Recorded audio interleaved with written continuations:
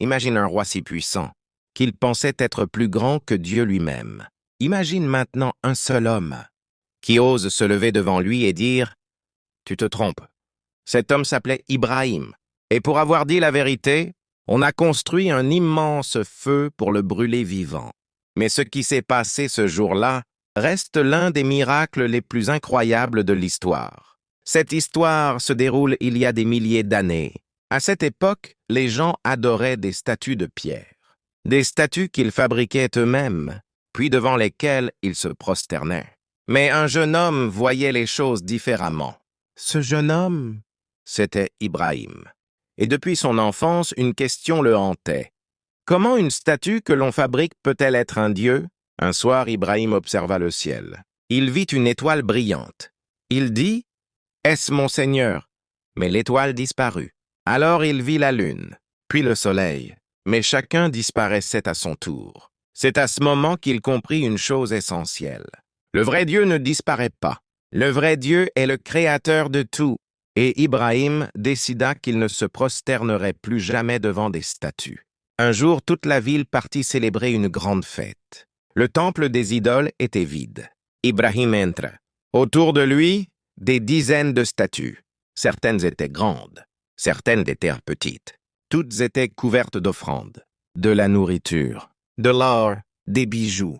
Ibrahim regarda les statues et dit « Pourquoi ne mangez-vous pas? Pourquoi ne parlez-vous pas ?» Mais bien sûr, aucune statue ne répondit. Alors Ibrahim prit une hache, et une par une, il brisa toutes les idoles. Toutes, sauf une, la plus grande. Et il accrocha la hache à son cou. Quand les habitants revinrent, le temple était détruit, les statues étaient en morceaux. La ville entra dans une colère terrible. Quelqu'un cria « Qui a fait ça ?» Et certains dirent « Nous avons entendu un jeune homme parler contre nos idoles. Il s'appelle Ibrahim. » Ibrahim fut amené devant le roi Nimrod.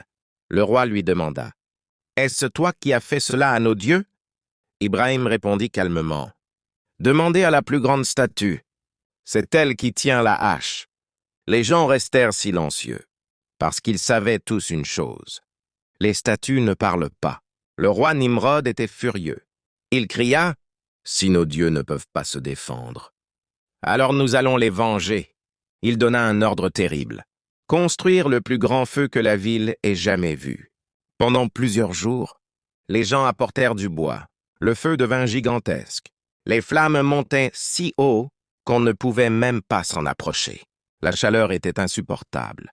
Alors ils construisirent une catapulte géante pour jeter Ibrahim dans le feu. Ibrahim fut attaché. La foule regardait. Certains riaient, certains attendaient. Et Ibrahim dit simplement « Allah me suffit, et il est le meilleur protecteur. » La catapulte fut lancée. Ibrahim vola dans les airs et tomba au milieu des flammes. Mais à cet instant, un ordre divin fut donné. Dieu dit « Ô feu, sois frais et paisible pour Ibrahim. » Et soudain, le feu ne brûlait plus. Ibrahim se tenait au milieu des flammes, sans aucune blessure. La foule était choquée. Le roi Nimrod était humilié, et Ibrahim sortit du feu, vivant. Cette histoire nous rappelle une chose. Quand quelqu'un défend la vérité avec sincérité, même le feu peut devenir froid. Fin engagement. Si cette histoire t'a touché, écris en commentaire. La foi d'Ibrahim. Et dis-moi aussi, quelle autre histoire des prophètes voudrais-tu voir sur cette chaîne?